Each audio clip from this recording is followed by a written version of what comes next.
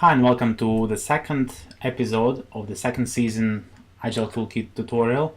And in this season we are developing the school enrollment application on Agile Toolkit, but we're not just developing it, we're also integrating with the CodeIgniter so that it's a seamless integration. In the last episode we did first part of the integration and we made a couple of CRUDs there. Before this episode, I just went ahead and looked inside CodeIgniter and why a few things were not working properly, and I put together a pretty simple solution. So this is the controller from CodeIgniter, and all I have here is basically this line, which includes a stub, and then outputs everything what was in that stub using the CodeIgniter views. And the stub here really is pretty simple. It simply routes the page of CodeIgniter into Agile Toolkit. Probably this could be implemented a bit nicer in respect to CodeIgniter, but I simply not aware of that, how that should be done. So just to go through here quickly, what I'm doing is, first of all, I'm including the loader, which is essential for any Agile Toolkit application. And second, I'm using API frontend. That means it will actually support pages. Connect to the database, and I'm also adding the location of the templates and pointing it to my current folder. And I'm hard-coding the URL here, which could subsequently be moved inside a configuration file. But that's it's just so you see how it's done. So as a result, the page you see here, test. If I open it up, okay, let me show you that all the pages are working using the CodeIgniter right now. So if I click on students, it still uses those CRUDs. There were some bugs in the initial project which I've quickly fixed. If I go to test, it hits CodeIgniter and then it proceeds to execute the Agile Toolkit. So now the output is done by Agile Toolkit. Another thing I did, I created file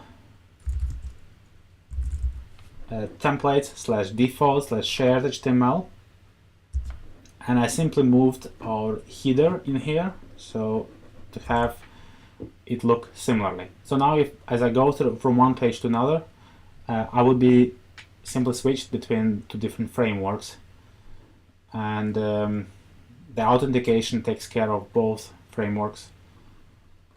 And again, the Agile Toolkit works fine. So Ajax working fine, all the windows open properly, so JavaScript is properly included, and so on.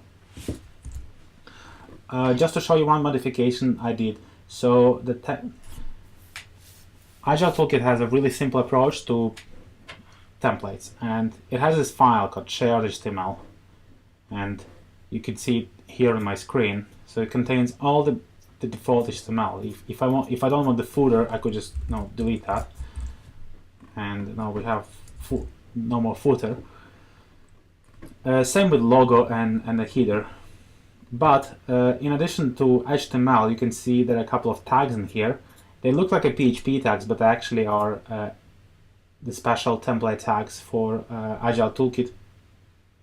And the contents here is being replaced by our CRUD, so it's being inserted in here, while this stuff over here is simply being used as a static HTML. There's another one tag which I should mention at this point, which is template, and this tag can be repeated, so anything which is inside a template will be automatically looked up in the folder and will be properly prefixed with a location, with a URL to this resource. So this is slightly different how we do it in CodeIgniter. Just to remind you, in CodeIgniter, this is done by putting a variable in there. like that, so it puts the base URL in front of it. While in Agile Toolkit, it rewrites the whole, you need to put a tag around the whole image in there. Right, so I've got a question for you. yeah, sure. Is the shared.html file, is that located in the default install of Agile Toolkit, or is that something you actually have to add? As with many things in Agile Toolkit, the way how it works, well, let me show you by changing this, for example, and I'm going to refresh the page, and you see the error is there. But it also tells me in which folders it tries to look for this file, and the first one is CI-reg templates default CSS. That's the folder we created. It opens templates default CSS, doesn't find it, and therefore it goes to the next try. The next try is coming from the ATK4 bundled list of templates, and then another one as well. And then potentially there could be additional ones which are supplied by the add-ons. But if once it locates the file, it will properly adjust the URL to point to that file. And the same happens with this the shared HTML file. So by default, it is located under ATK4/templates/shared HTML.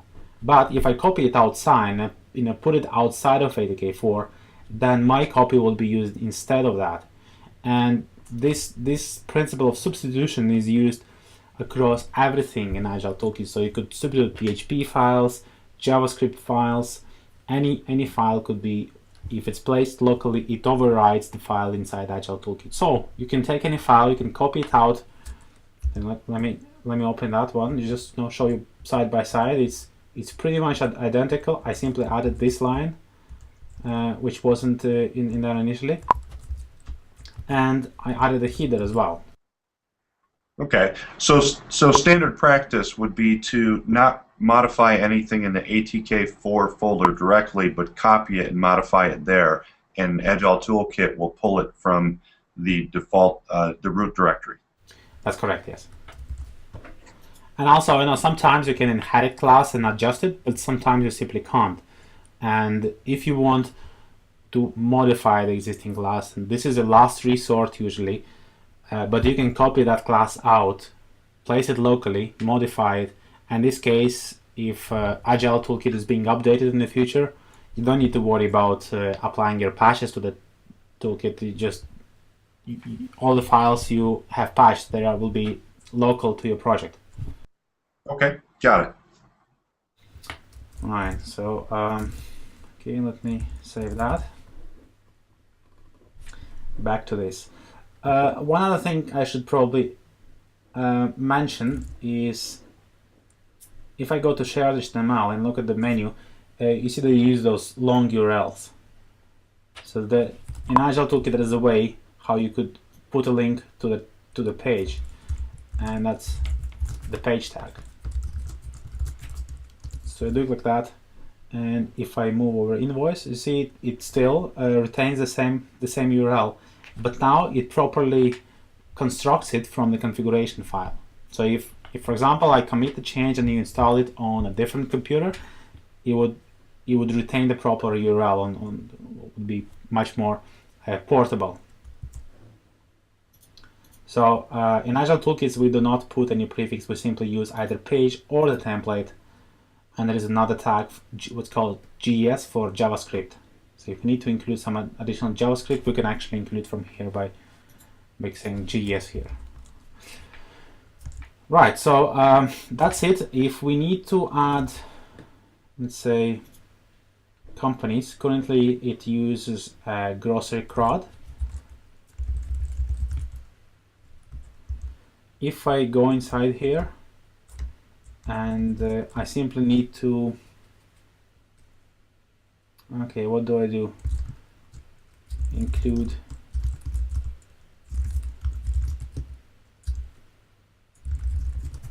I think that's all. And now instead of CodeIgniter, the Agile Toolkit is handling the page, and as you see, it includes a company page, which is defined on the page company. Romans, another question for you. Just so everybody understands, what would be the benefit of integrating Agile Toolkit into CodeIgniter, in your opinion? What I found that many people have ongoing projects on CodeIgniter, and even though they looked into Agile Toolkit and they find it quite interesting, they need to maintain the existing framework. They can't simply take off and jump in a new framework without looking. So there needs to be a slow migration path for them, and in your case, this is the ability to change page one by one.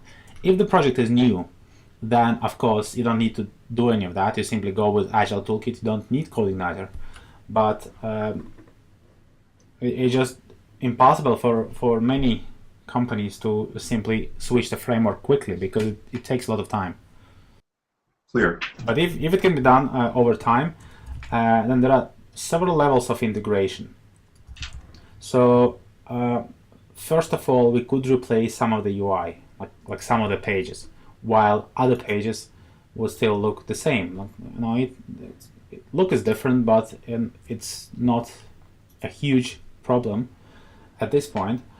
The second one is the use of models. So I didn't have any examples for that, but remember that I created model company, and we could actually use this ORM inside CodeIgniter. So there's no UI, but the database operations are different. It probably wouldn't work with grocery crowd, so we're not benefiting here at all. But if a lot of custom database operations are being done, possibly using the ORM on the low level also could be beneficial. Okay. Okay, so this is pretty much everything about the integration. So what we did for integrating to frameworks. So I'm going to go to register page, and the thing which we ended up yesterday is ability to select company and then billing person. But the billing person is related to the company. So when I choose the company, it needs to reload the billing person to only show to only those who are from that particular company. And the approach of Agile Toolkit, like in many cases, it doesn't give you a out-of-the-box solution for this, but it gives you a number of tools which you can cleverly put together, implement this reloading mechanism, and then if you want, you can form it or pack it up as an add-on.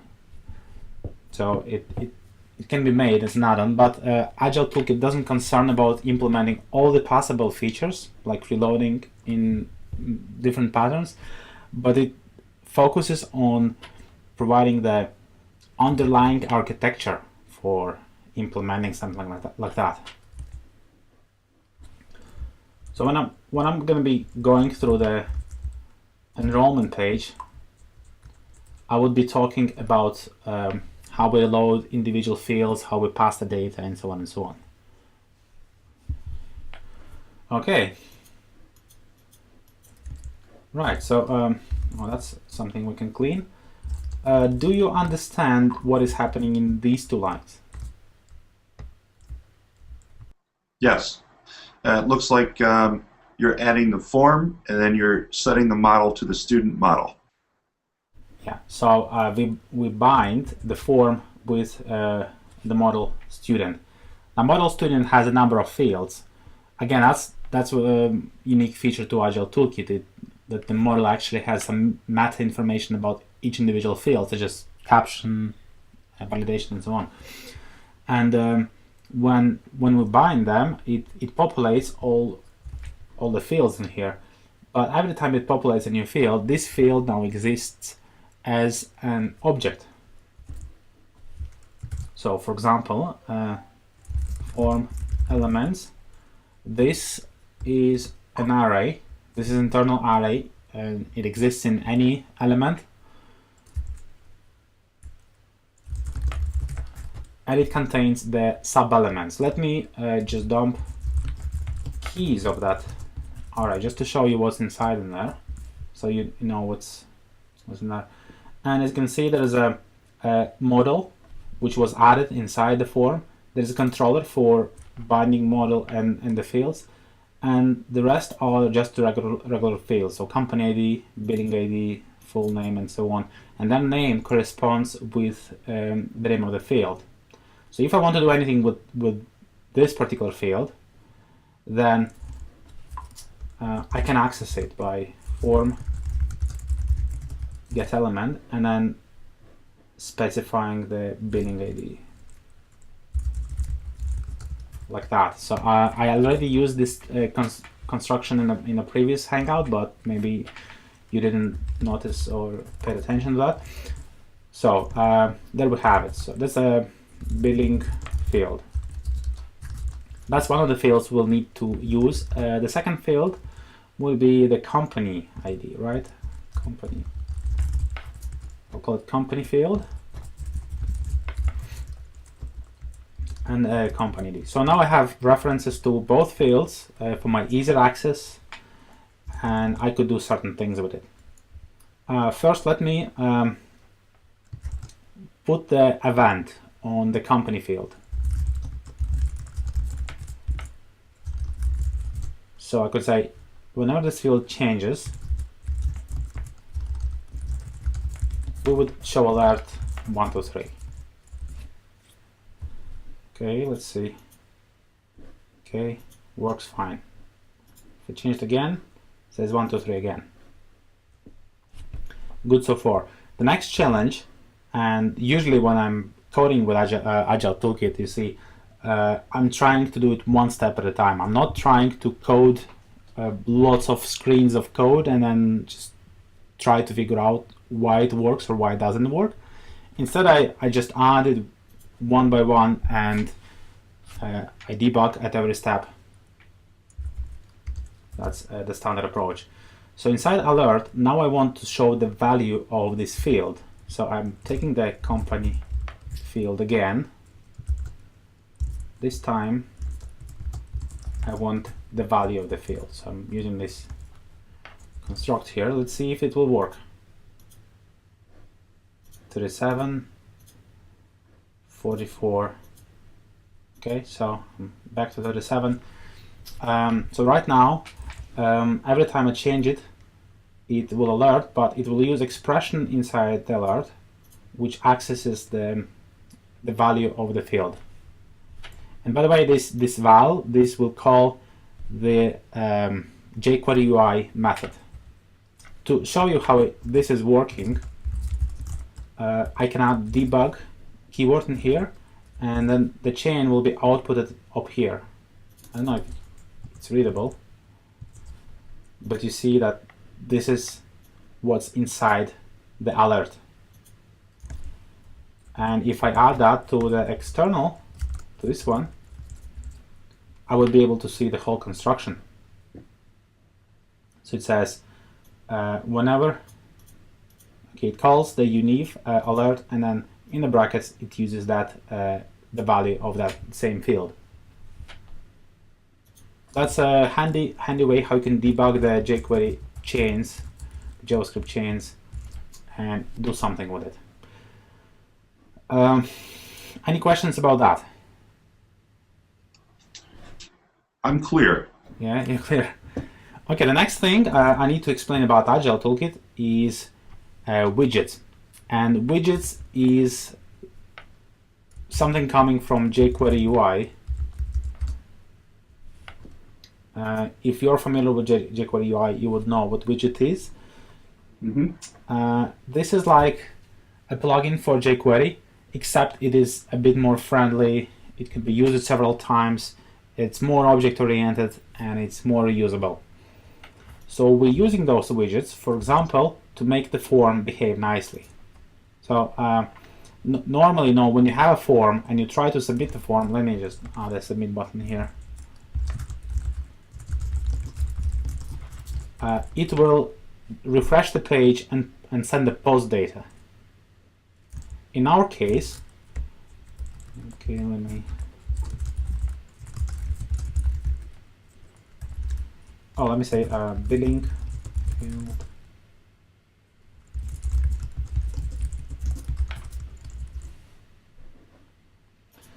Okay, in our case, you see I'm just using the form class. When I click the save button, it doesn't actually refresh the page, but it still sends the data to the backend, and in response, it retrieves some information which tells us if there's any problems with the form or anything like that. So in a way, I could say that the JavaScript component for the form actually talks with the PHP component of the form.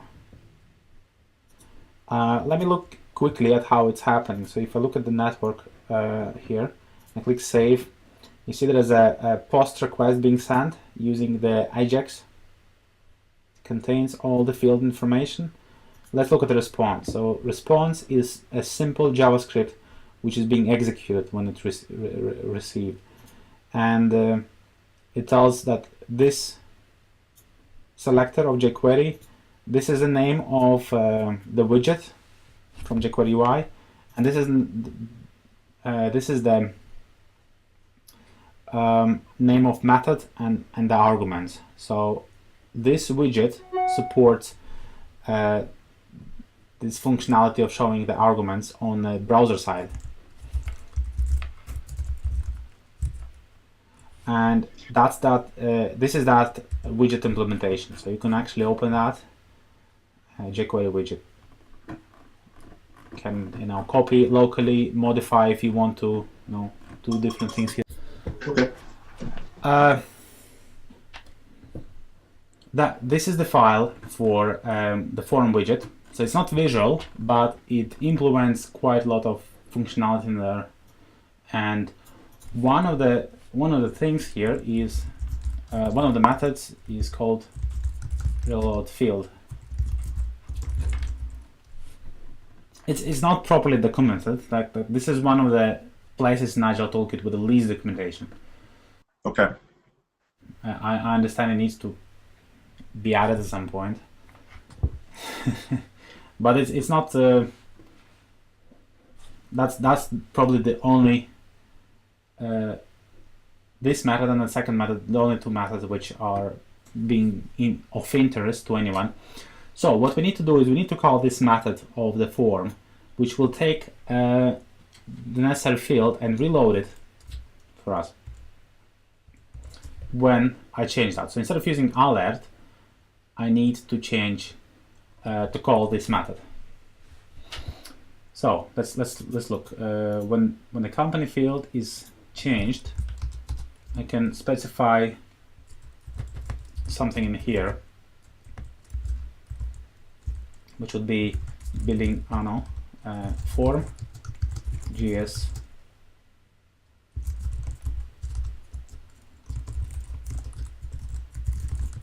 load field, and the field we need to load is billing ID, and I will hide the rest for now.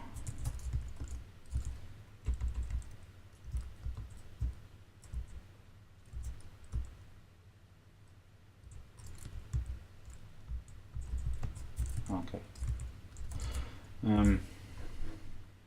So now if I change that, you see the cogs are appearing here very briefly, probably impossible to see in the video. But if I have the value in here and I pick something else, you see it being reset because it's actually resetting this field and refreshing it. Also, if I choose to use inspector,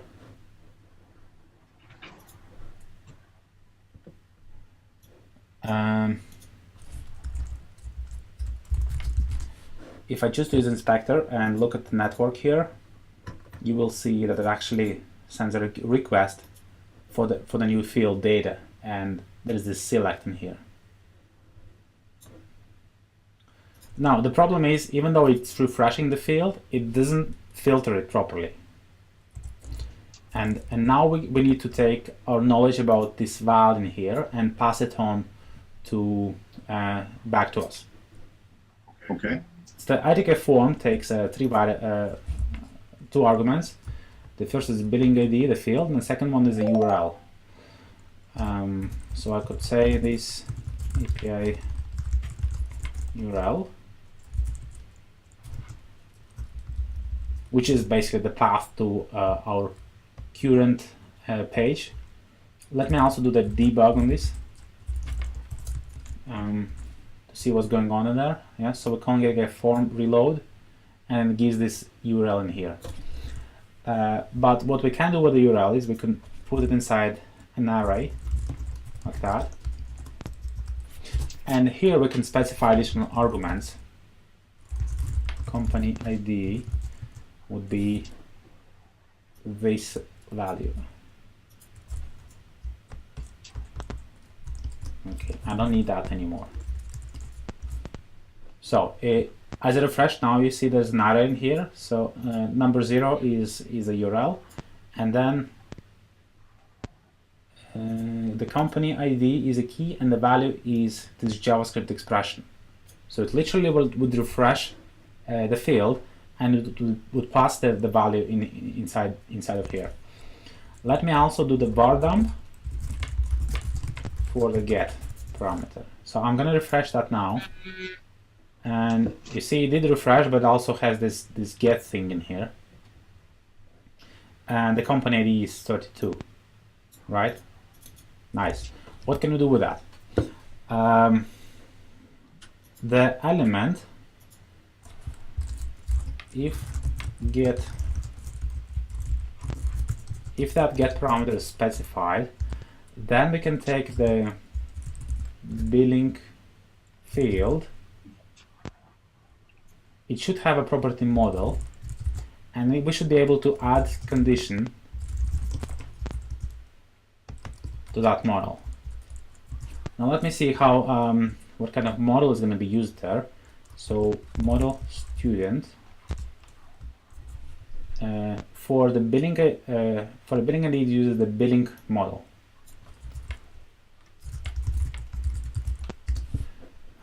For the model billing, there is a field called company. Oh, no, company ID. That's the field. So if we want to add a condition there, we need to use company ID, and then the company ID in here. So hopefully that would narrow down the values of that field. Let's see. Okay, so now I'm in reality, Julie Rice. Let's try someone else. Does it look correct now? Yes, that does. Yeah. So if I pick someone else, this billing field automatically being refreshed to show only the relevant data. Okay. Also, a really curious thing. You see, if I refresh this page, you see this debug information going up here. But if I change something, you saw the var dump, but you don't see this debug information in here. The reason is because when this view is being rendered, it will apply the JavaScript only on this field, but not on the rest of the page, because this is like putting a mask on everything around the field. So only the HTML for the field is being produced, but also the same applies to JavaScript. So only the JavaScript apply to that field. This helps us avoid multiple actions on the outside of the page when we reload only a certain area of the page. Probably sounds complicated, but it's how it's supposed to work, you know. If you're not using the toolkit, then this becomes a big problem when you're reloading things and you need to do something with the JavaScript in there, but it just works seamlessly. Okay, so right.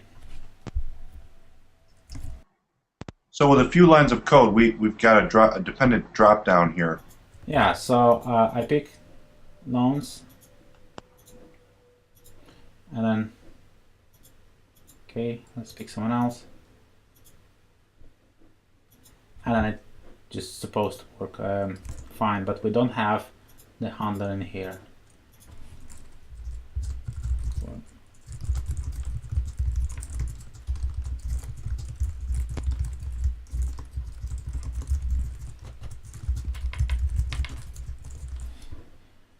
Okay, Zodal.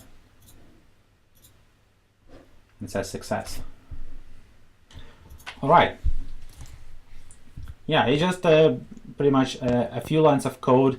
It's not simple to comprehend this, but once you understand how chains work, you will be able to do really complex stuff with this.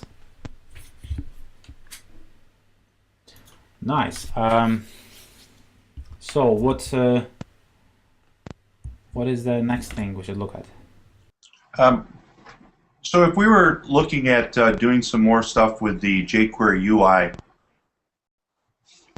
that's already obviously a part of Agile Toolkit already. Where would we find those, I guess, those functions that you were, the reload field? I know you showed us inside the actual file itself, but could we actually go to the jQuery UI site and find those as well? Or would we have to go inside of the ATK4 folder and find that? Well, that depends. Let's say we're using the tabs, for example. Tabs. And we tabs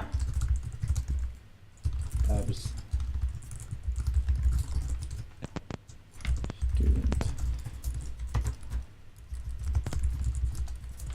Okay, let's for example do something like that. Tabs form, and then I use T to add the form. So I have tabs now. Let's add another tab called test, and this is just a regular jQuery UI tabs. No, jQuery UI tabs. You can actually Google those and see a couple of examples in there. And let's say you want the functionality when the tabs open on mouse over. Yeah, so you look at the source, how it's being done, and you need to specify event mouse over.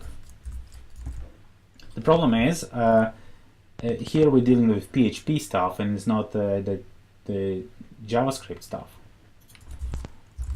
UI. But whenever we use PHP, we always have the ability to extend the options like that. And so that this is the common syntax for any jQuery UI PHP objects. So I could specify options, and then I use event mouse over. Coming back here, it now, I'm not clicking, it just uses the mouse over event. Got it. So it is being transparent. Transparency is something what we do. What else we could do? Let's say we want to add a new button in here. But, oh, let's say, okay, when I submit that, instead of showing the success message, let's go to the next tab. And again, in order to switch tab, we need to look at an API here. How is that done with jQuery UI tabs?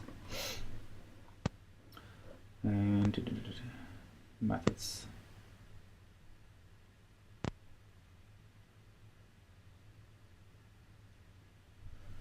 Do you know how to do it? No, not off the top of my head. Tabs okay, loads the panel of the remote tab. Oh, let's try that. Okay, so when the form is being submitted, and then we can say tabs GS, and then the normal syntax will be like that. So we type tabs load. Let's try one, just as I say. and we need execute them because this is a reaction to the form submit. Okay. So let's see what happens. Okay, I need to select that. Nope, doesn't work.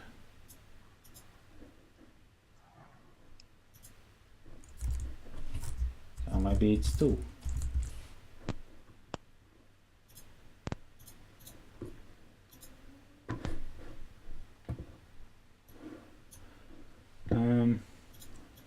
No, doesn't work with 2. Maybe it has something to do with ID.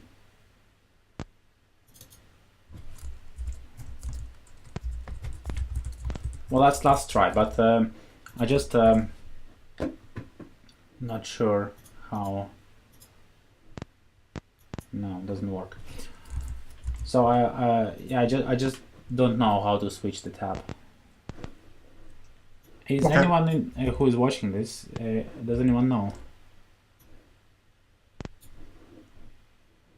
Constantine, do you know? Okay, homework. So to try that. But just to show you what's going on in here. So if I click on network, when I submit the form, the arriving code here, it just uses the selector. This is the selector of the tab, and then it instructs tabs to do whatever we tell it to do. So if jQuery UI would support the switching of tabs, I don't know how, then we could simply use it in here. Okay, I'll put the success message back. All right, so everything clear here? Yes, very clear.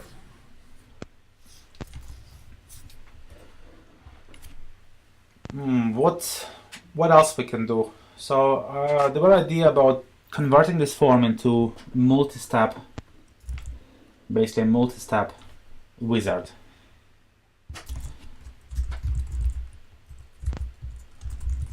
And the wizard as a component is, I think it exists as an add-on, but because we're learning Agile Toolkit, I would like to show you how you can build something simple without using add-ons. Okay. And I suppose the main thing here is, I can get rid of the tabs.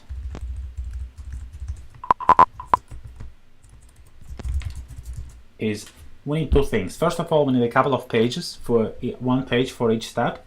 And the second, we will need to pass some information from step 1 to step 2. And to do that, first of all, when we define the method init for any object, the code in here will be executed at any condition. So if the page is being initialized, if someone creates this page instance, then all this code will be executed. Now, if I move that inside, let's say page step 1, and there is no parent, then the code won't be executed anymore by default. But it will be executed if I somehow let's see if it might not work. Page and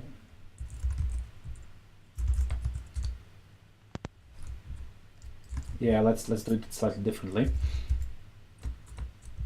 Let's have a parameter get step. Okay, let's have a parameter step. If a step is let's say 0 or nothing, then we would have all this functionality in here.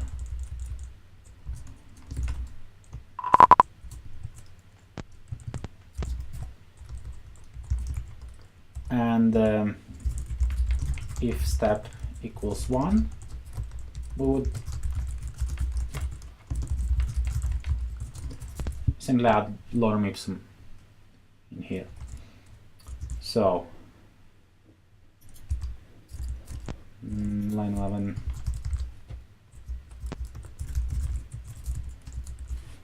Okay, so that's a really straightforward logic. So we have a parameter step.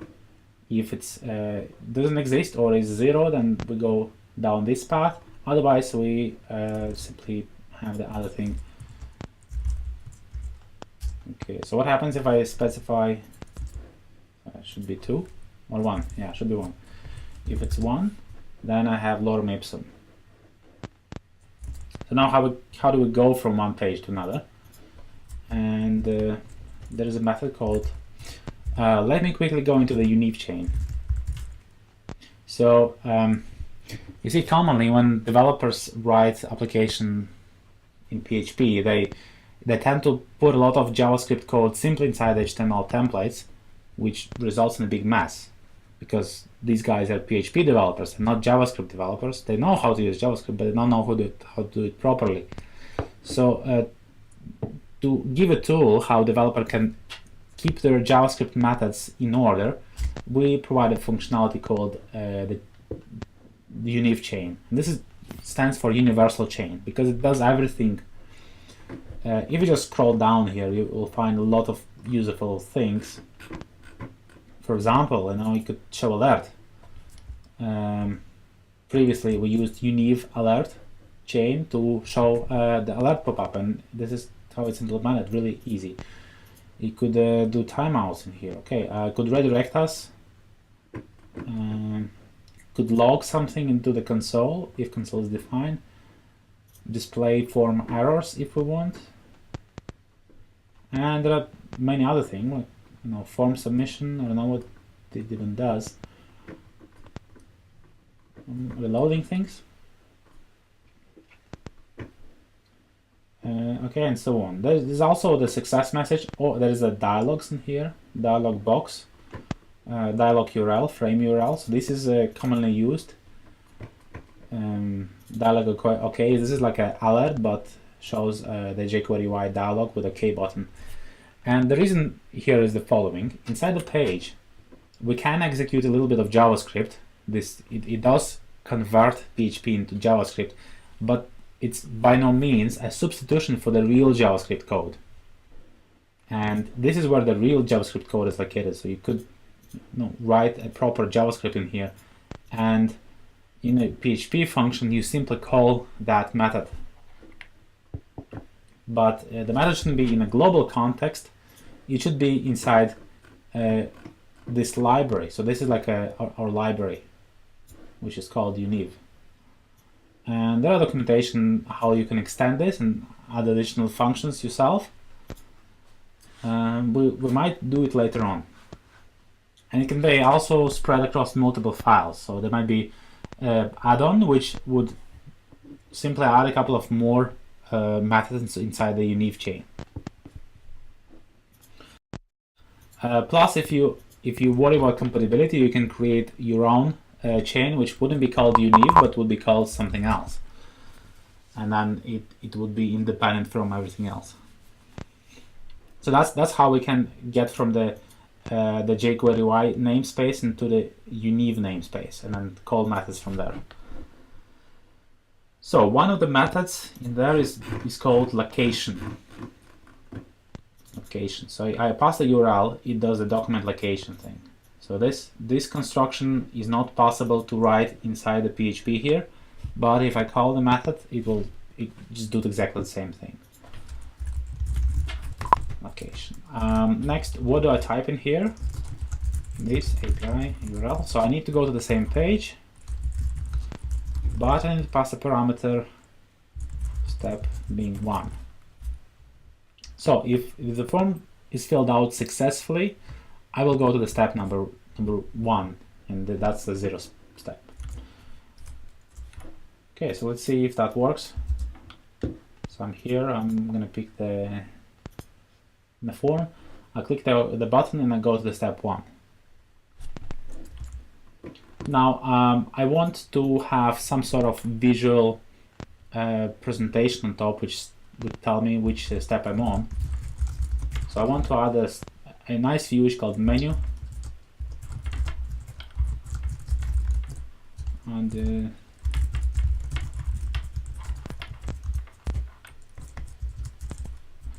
I have a couple of steps in here.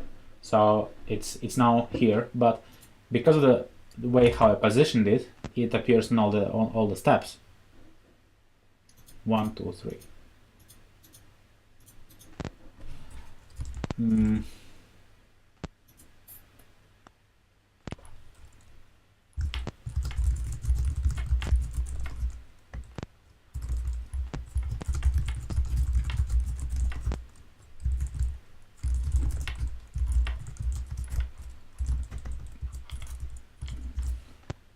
Okay, I always mix up the order here.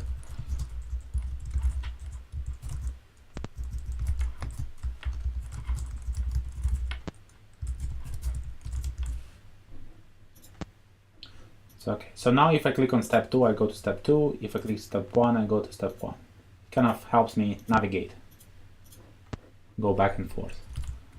Let me do the same thing for step 3. So it has a... Is it confusing that my step is 2, but it shows step 3? Or is it okay? No, I think it's okay. Right. No, but the problem is, if I, let's say, select something in here, I click save, I go to step number 2. If I go to step number 1, the data is gone, which is kind of incorrect. So we need to put this data somewhere. The question is where. There are two options. One is to put it in the database, and the second one is to hold it in the session until the final step. And at the final step, we will actually put it into the database. Let's go with the session. So we need to do it here. First of all, let's get the data. And the way how we get the data is form get. I think we could just do get. This will give us the array of all the data. In order to put it into the session, we need to call this memorize. Could call it step 1 data. Right. So we're putting that into the session. Finally, to retrieve it back and use it as default, I'm going to put it here. Recall. And the second argument is the default value, which is array. And I'm going to use it, set this data back to the form. So I think that's all. Let's try 1st June. Okay, if I go back to step 1, you see the data is here. I update the last name and come back, it's here. Okay, pretty 2 lines of code. So let's look what's actually happening here. Why did we use the memorize instead of the session? And the reason why we use memorize is because each object memorization procedure is different. Because we can have multiple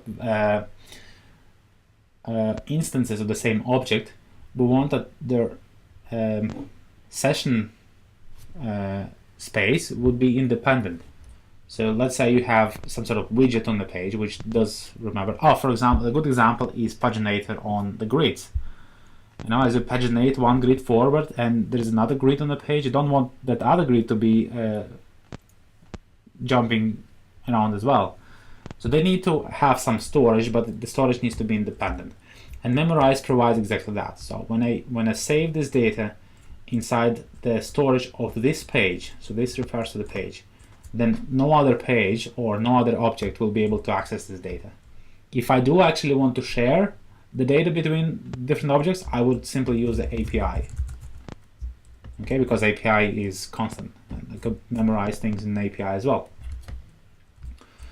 Okay, here I get all the data, and then recall just gets the data back, puts it inside the form. Pretty easy. Any questions on the memorize and recall? Romans, with the memorize, where is the data actually being stored? Is that client side? It's session. It's on a server side inside the PHP session. Okay. Is that the session handler there? Okay, and we will store it in the session until the step, let's say step number 3, when we actually submit everything into the database. Right. So okay, I'm gonna save the data here. There's a slight problem with this one. I think if the Zoodle is selected, it shows me everyone here as well. It is possible to work around it, but there are quite a few issues with it. So I won't go deep into that.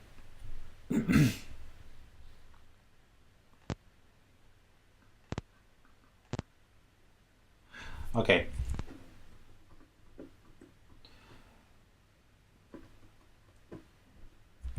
Right. So data is being saved. So what do we do on the next step? Let's see. We're actually adding a. Go back to step 1. Yeah. We're adding a company, billing contact. The next one would be a student. Is that the billing contact we're adding? That's a student. Let's tell them it's a student.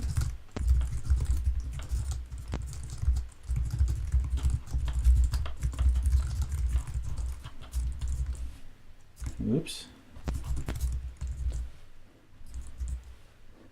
Okay, so that's the student details.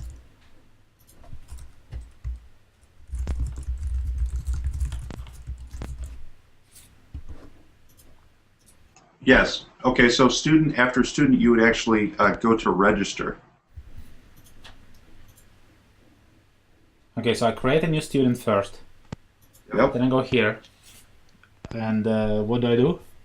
That would be register. What does register do?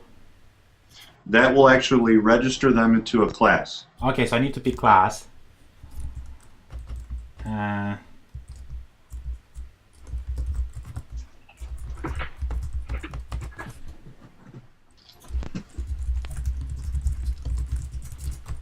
we'll say select class.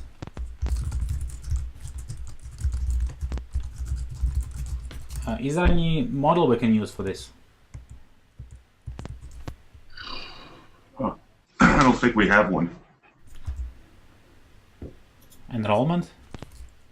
Oh yeah, I'm sorry. Yep, enrollment. Is this one over here? That's it. Okay. Okay. Wait. Okay. Let's do F.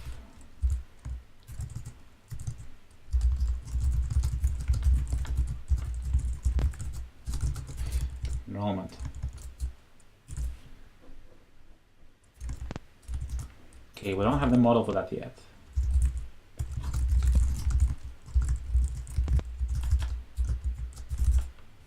Okay, that's a pretty nice model in here.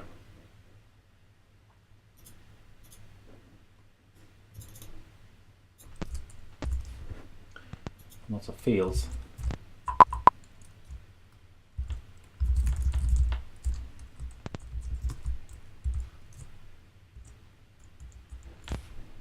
Enrollment.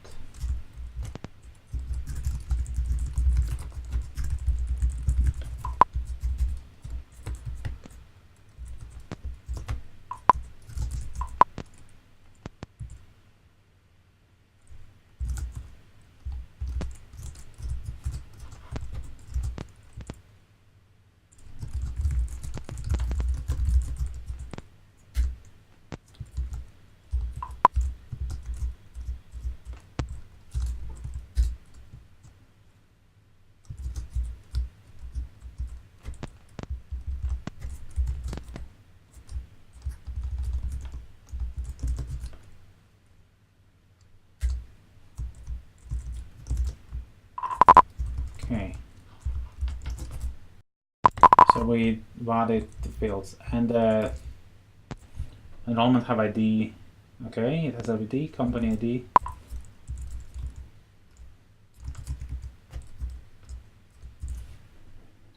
Right, so that's our enrollment. Now, let's think about which fields. So as one. That's actually relationship. Select the company. This is to select the students. Okay, billing. What was the billing? Billing ID?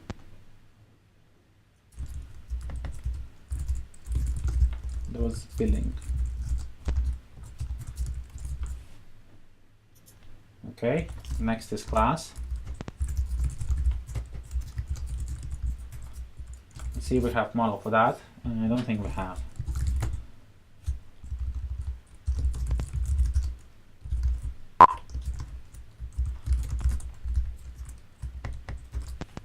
Oh yeah, but we have class title and class schedule. So by class we use class title.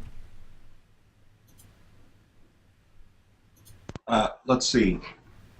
Class ID over here. Is it pointing to the class titles? Yes. Okay, cool.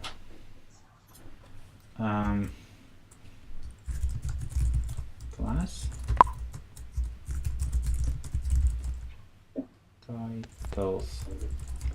The database is a bit inaccurate. Sometimes there is a plural, sometimes there is a singular. Yeah. No consistency between the IDs as well. But it's fine. Agile Toolkit is okay with that. Oh no, class titles.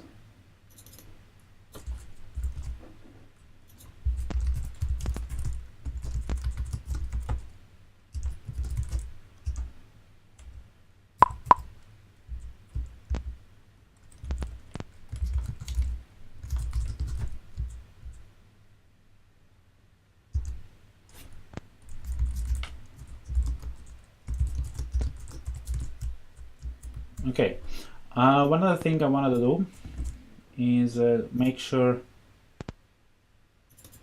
the field types are set proper. So what the total, is it what does the total mean? Is it money for the titles, or is it the total amount of? For the class titles. Yeah, class titles they have total. Yeah, that we're not actually using that field right now, but it would have been the tuition minus the courseware.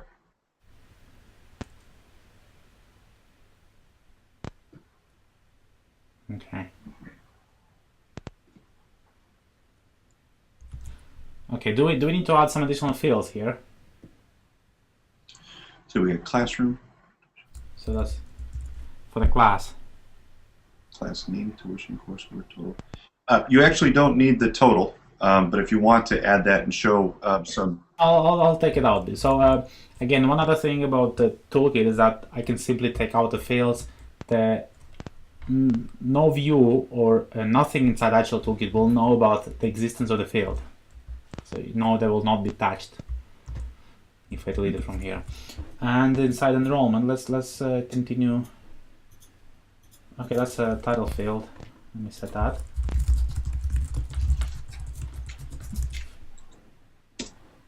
Okay, by the way, interesting thing is that as a title field, I could actually use, let's say, one of the calculated fields. So it doesn't need to be a physical field. It could be calculated fields. So we have date, status, checked in.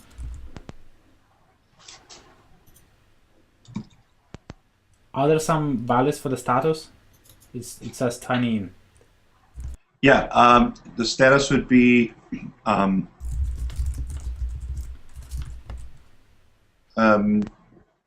active or not active.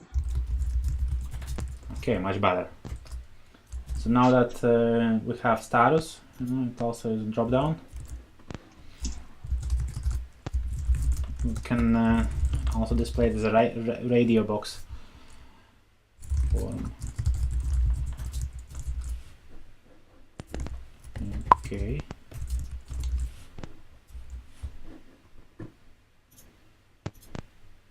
Okay, that probably shouldn't be the value number 3.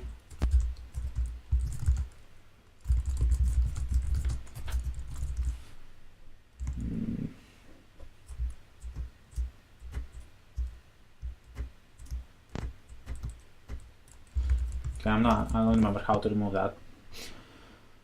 Okay, checked in, user cancel. Are those booleans? Checked in. Yeah, this looks like boolean. Yes, they are. So let's set those to bool.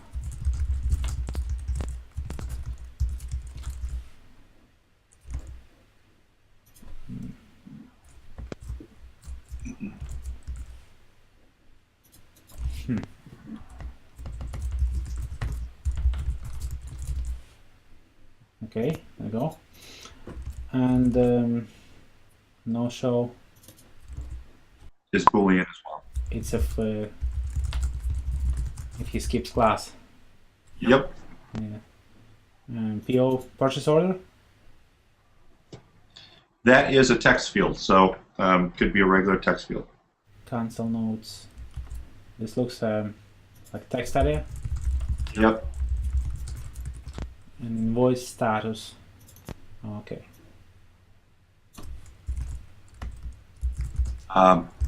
Yes. So could use it like that. Okay. So text notes. This over here. Select paid. Nice.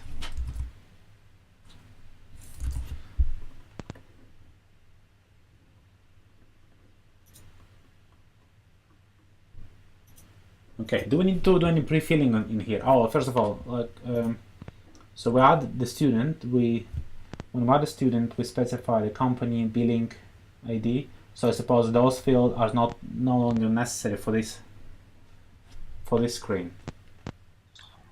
That's correct. It will probably, thinking about this, the student ID, it probably would have to be there. Oh yeah, student ID, right? But the billing and the company ID could be deducted from the student ID. Yes. Anyway, so maybe we'll just drop it on the model level. Yep. Okay, class ID. This is necessary. Yes. Nice. Student ID doesn't have the title field. Where is our model for student?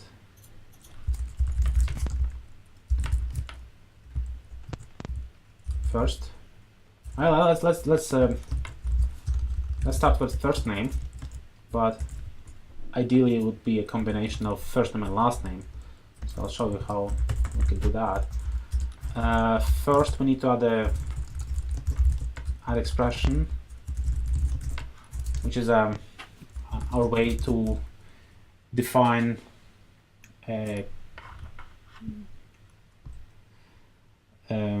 fields which are expressed as a SQL expression. Sorry. Would be called name. And let me start by saying command. What was the syntax? I don't remember. So you see it uses the name as an alias in here, but it actually tries to do the random in here. So it's not correct way to use the random in MySQL. Anyway, so we need to concatenate two names in here. Let's do this. Yes. Cut. Oops.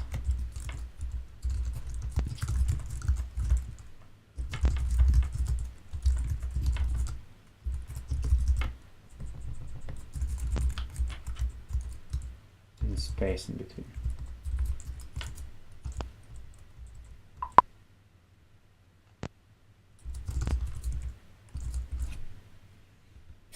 Okay, so we have it. It's working. If you're wondering how it's working, you can always throw the debug in here as well on the model level, and we get this dump in here, which says concat student.firstname, student last name, and a space in between. Okay, so these are properly escaped and they also properly associated with the right table. Also, if one of those fields would be an expression, again, that will be used properly handled by the toolkit.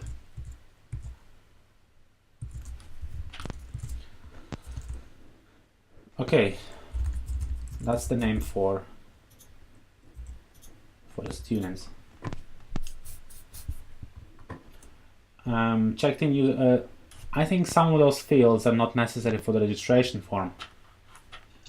Yes, you're right. So again, there are a couple of ways how we could hide them.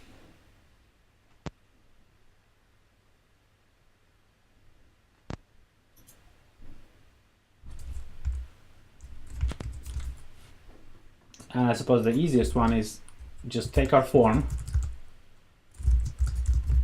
find the field, and remove it.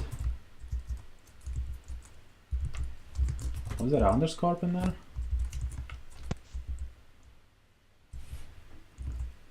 Oh, not remove, but destroy. And that now show as well.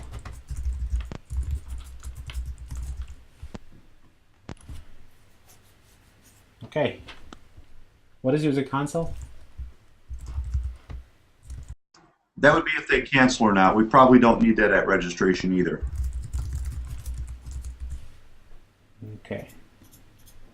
So just shape the form how it's supposed to be, only the fields which we need. Okay. Now the first form have its data. By the way, let's rename the save button into the next. Next.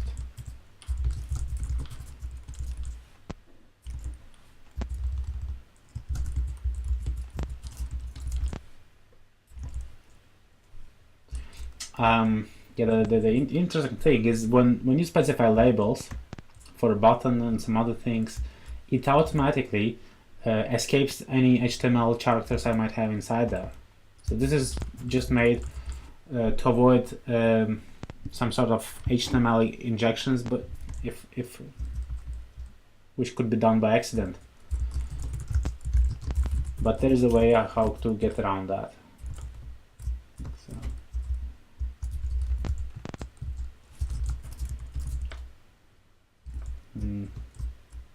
I don't remember how was possible.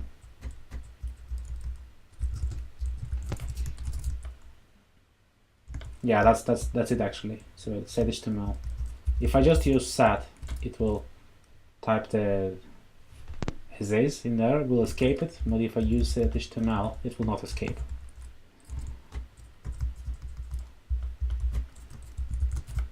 Anyway, so I could specify stuff like that, and it will work properly. So we fill out the data. In here as well, probably we should. Do I also need to add a couple of fields for the price of the class? I should Yes. bring to the question if we should modify the structure of this table as well. Yes, we will have to add that to the table. Okay, so you said that there were two prices. The first one is Tuition. tuition, yeah? Yep. And I usually do decimal 8,2. And the second one was It would be courseware cost or book cost, whichever you want to call it. okay, I'll say book cost. Yep. I'll just do that. Okay. Okay. Let's add these fields to the model as well, because they wouldn't appear unless they are in the model. And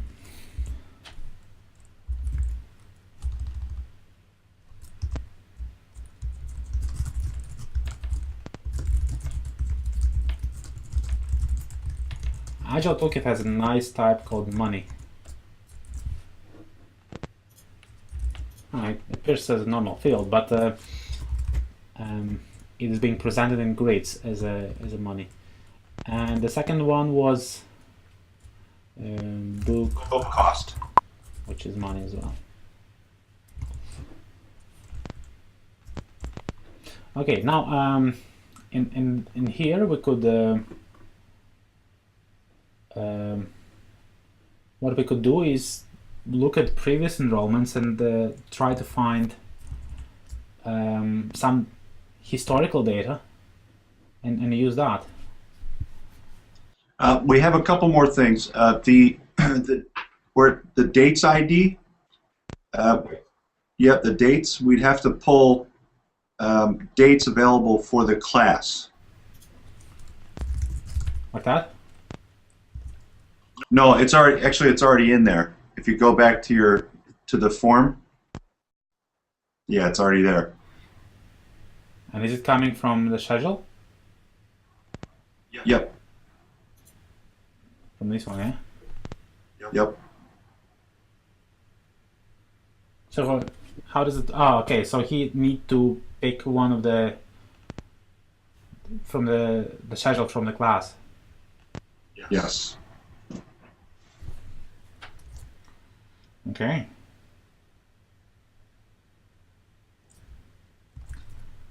Well, let's try.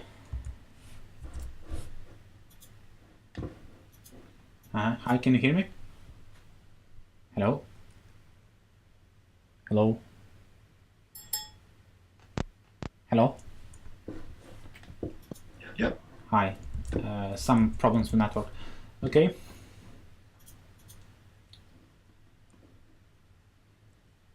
So we need a table for class dates.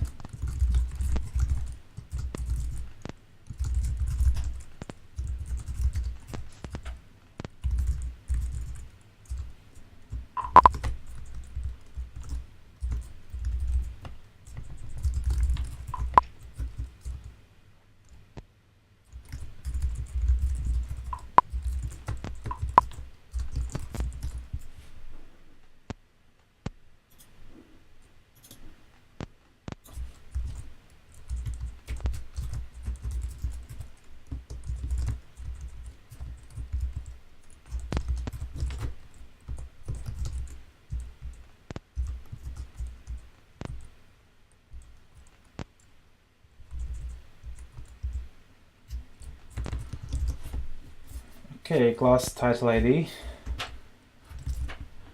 That's linked back to class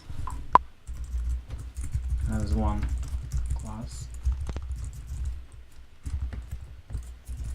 Start date. That's type of date. Duration. Notes. There's notes, virtual, laptops. Is a no?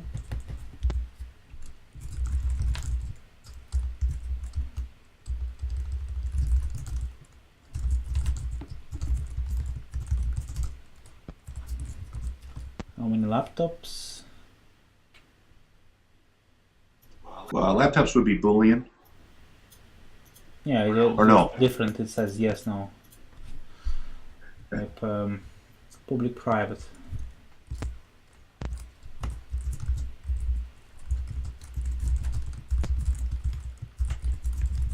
So I'm trying not to change the database. I just want to CodeIgniter to still work. I hear you. So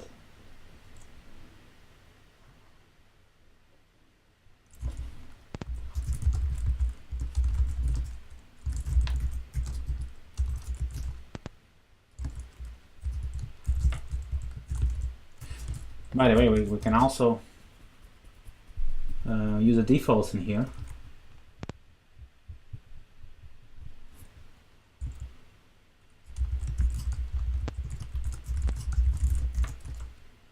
Default, no, for example. Yeah, so if we set a default in here, it will know when it shows the form. It will allow you to, it will pre-select no. That's great. An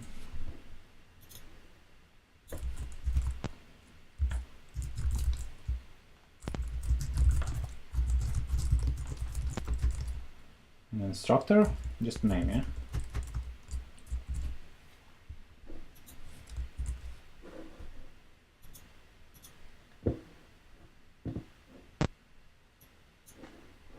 you know. That's okay. We got you back. Okay. So screen.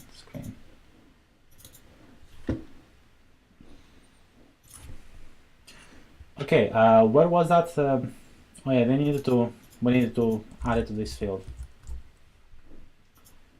Dates ID, and that's inside the enrollments. What's called class schedule.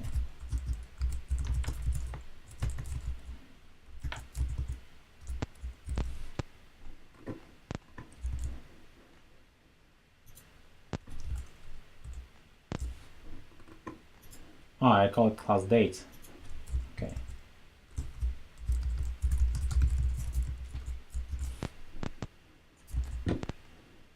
Default.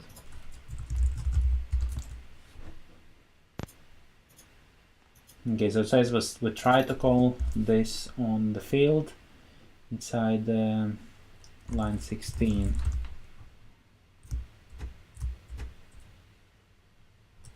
Of this file. Yeah, it should say default value. Okay, now we have dates, but it shows us the IDs. I think it should normally show us the from and to date. Yeah, it normally shows you the start date, the from date. Just yep. Start date. Okay. Field.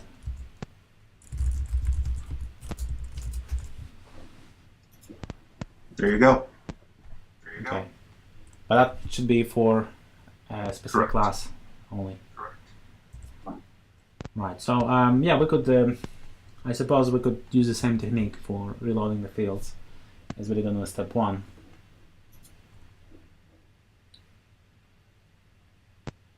Students. Yes, we don't need student ID because we already fill the details for the. That's correct. I was just going to say we don't need that. Yeah. So let's delete that as well. We need it in the model.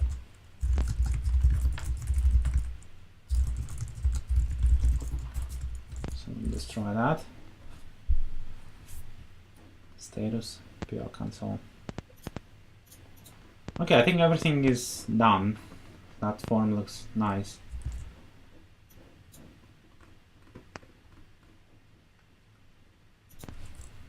Let's have title, class.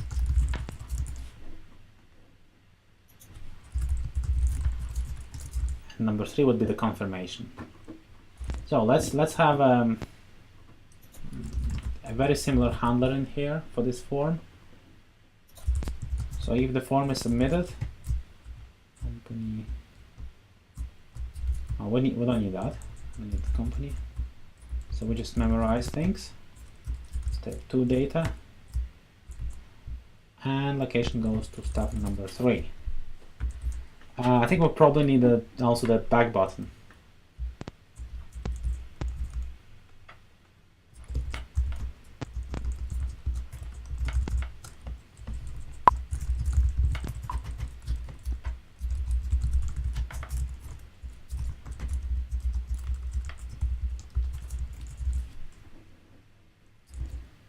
Form. Well, for some reason I'm calling it form. F.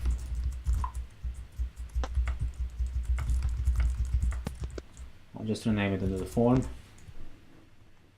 Okay, so we have previous and next. Previous button wouldn't do anything right now, so we need to add just the same thing as here, except that it should be on a click event, and the step should be false or 0.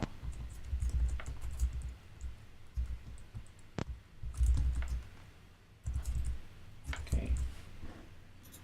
Now previous works, next works fine, and this next also does what? Does it work? Okay.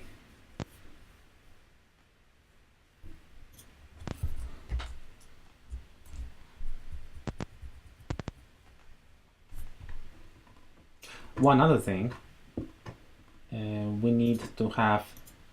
Did I explain about the sticky get arguments?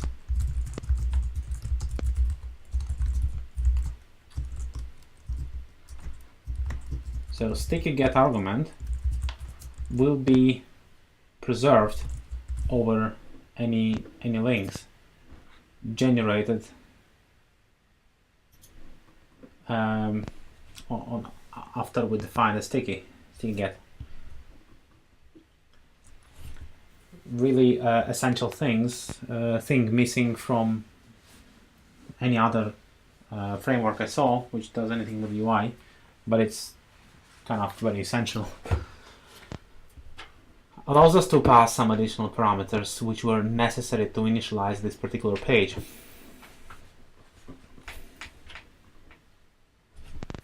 Alright, so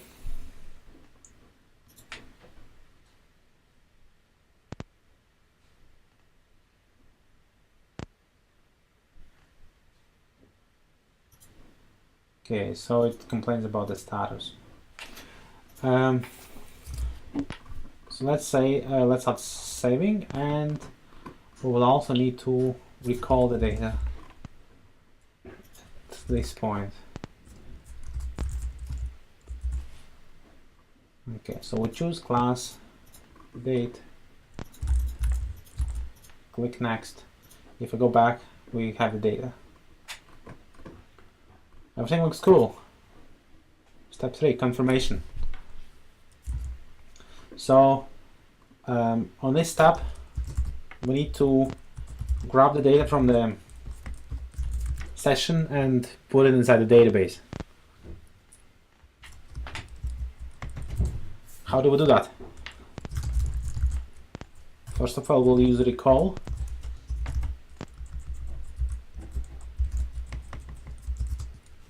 First we need a student, which coming from the step 1 data.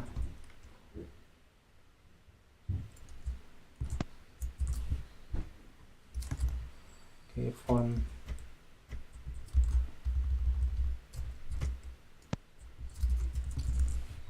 Okay, there we go.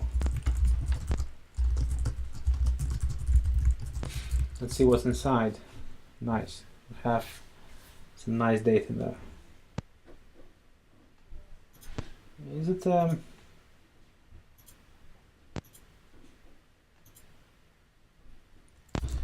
okay, and here I need to specify step false. So because it's sticky, if I don't specify it explicitly, it will not change it.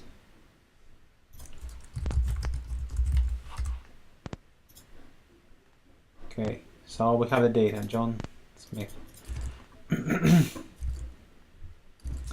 Next, we need to have the model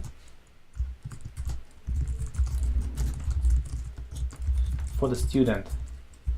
Now M needs to be set, so we set the data from the array inside the model, and then we can call save, which pretty much just gonna save the model, that's it. And I'm gonna output the ID. Yeah, so 25, 26, 27. So every time I refresh, it adds a new student. I think it shouldn't add the student right away. There should be some sort of confirmation in here.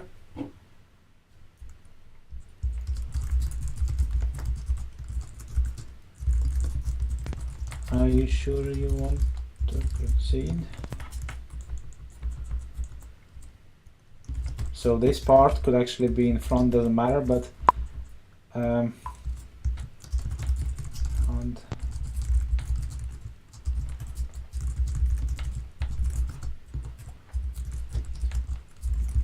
button have one really nice functionality. So if I create a button like that, okay, are you sure you want to proceed? Yes, button. Button has a method isClicked. If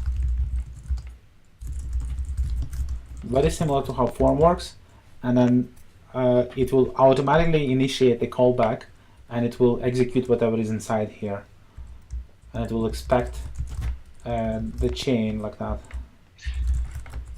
at the end. Romans, if you wanted to, is there a possibility that you could display the data on the confirmation page before actually submitting the registration? Yeah, and there's a good way how to do it. So I'm gonna call save in here if the button is clicked. Let's, instead of alert, let's do dialog. Okay, and pass the parameters to it, just so it looks nicer. And says success created with ID 2028. If I click OK, yes, again, it's a new ID. Now you said you wanted to display in here, and I kind of want to draw the line. And until here, we always use the default views, so the forms, the grids, crowds, and so on and so on. Now let's have something custom. And to have a custom view, we need a template for that. It's like in CodeIgniter, you add a page, you need to create a template.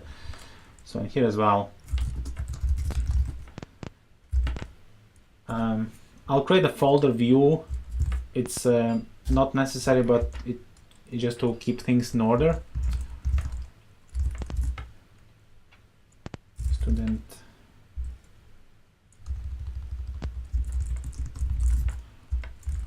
I'm going to call it enroll confirm.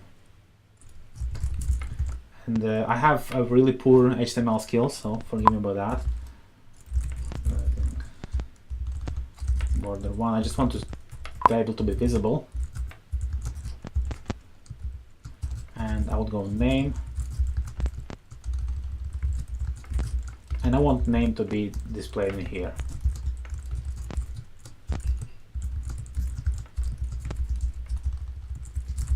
That's a student name. Also, I need to try and match the first name and last name as it is in the template. It's just less work for me. So I want John Smith.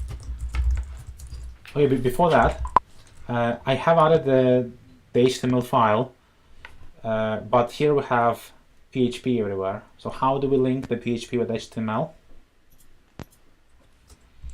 And the answer is view. If I add view, I can specify the custom template as a third parameter, or as a fourth parameter, like that. View and enroll confirm. So that's my table in there. It doesn't really work with the border.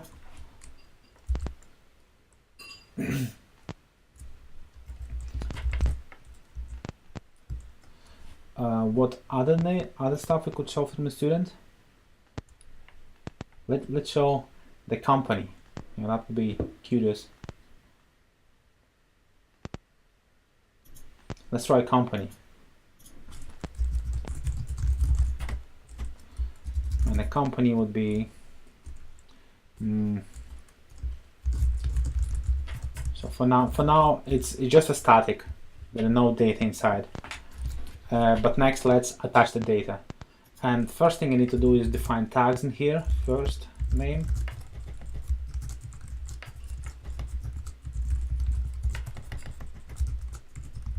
And the company, of course.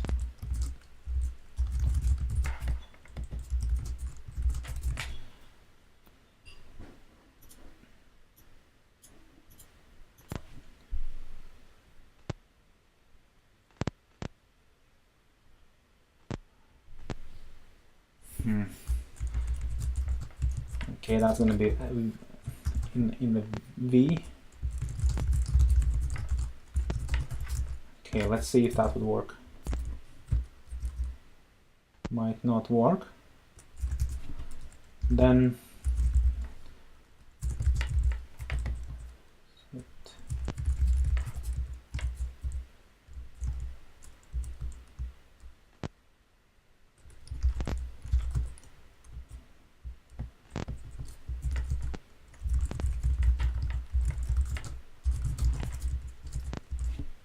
okay, so that this is how we can change something inside a template. So instead of John, let's change Smith to something else. We would just need to use the last name in here. But if we use the array,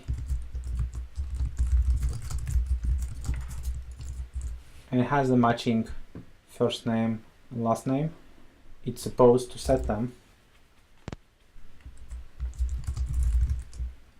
I'm not sure why it doesn't. Oh, because it's John Smith in there as well. That's confusing. Okay. It's working properly, but I just simply couldn't see that because of that. The company though is not being set, and because of the company we have only company ID. Let's try with the set model. Would it still work? No, it doesn't work. Okay, it doesn't matter. So that the view is the primitive, something primitive, which just outputs a bunch of static HTML, and we can plug some holes in there with the data. In fact, all the other elements in Agile Toolkit are based on view, so we can use custom template for any widget we use so far. So just form could be used, the custom view, and so on. Template. How can we get the company name? And we could traverse, let's say ref company ID.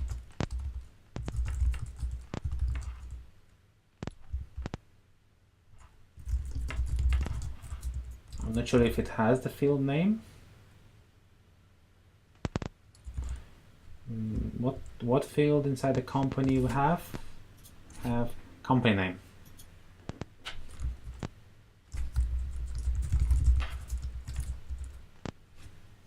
Okay, so it shows the company as well. That's great. And in a similar way, we could populate the other things. So by adding them here, and we could actually, we already have the student, but we can also put the enrollment data in here as well from the step 2.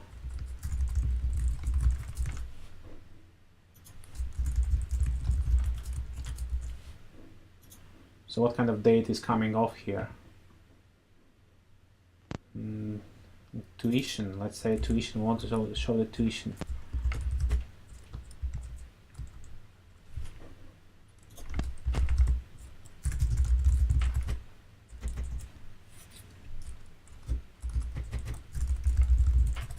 The reason why I'm using the text in here is just to show that there actually can be some defaults, but it doesn't necessarily need to be there, so it could be in this way as well. Okay, let me go to confirm. It says tuition is 1 to 3. That's why I entered it on the class step. Okay, and here when I click the save button, you saw already that it actually generates the ID for, in our case, the M is a student. Let's change it to student.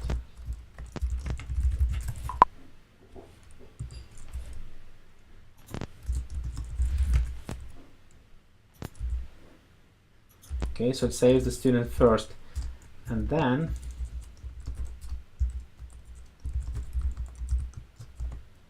we also need to create enrollment.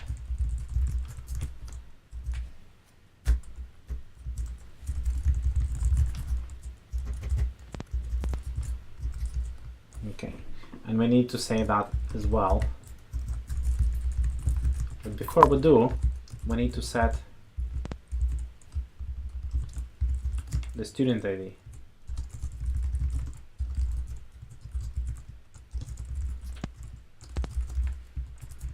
Okay, like that.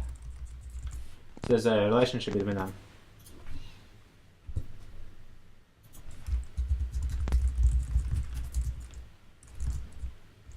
Should we try this? 75, 76.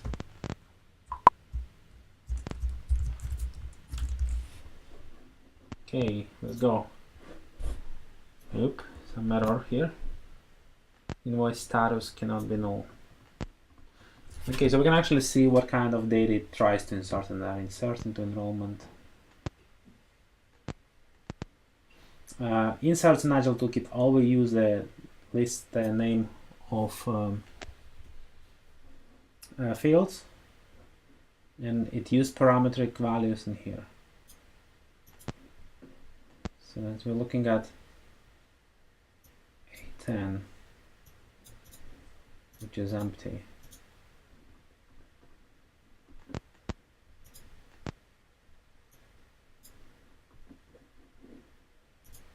Okay, created.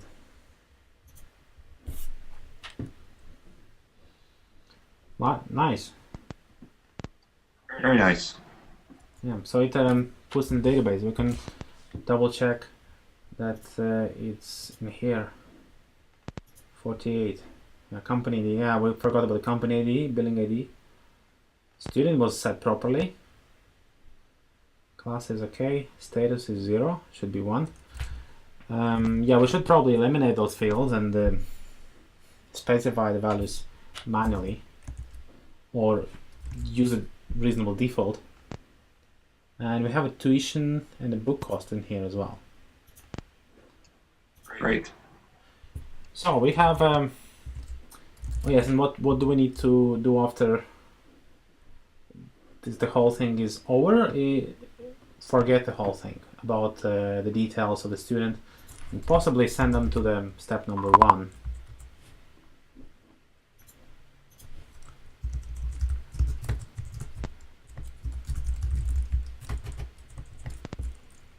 So forget data for the step number 2, step number 1.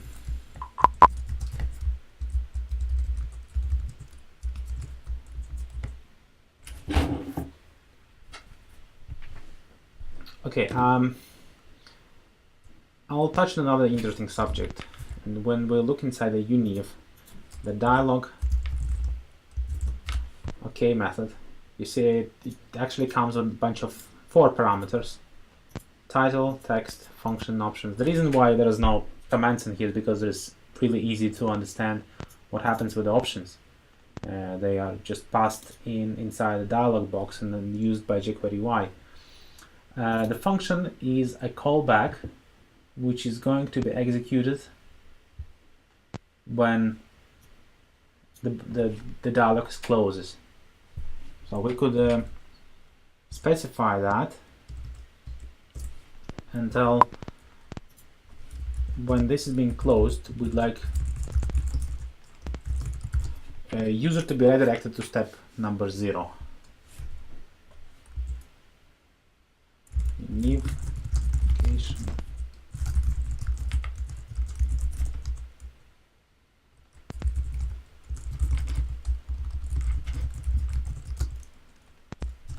False.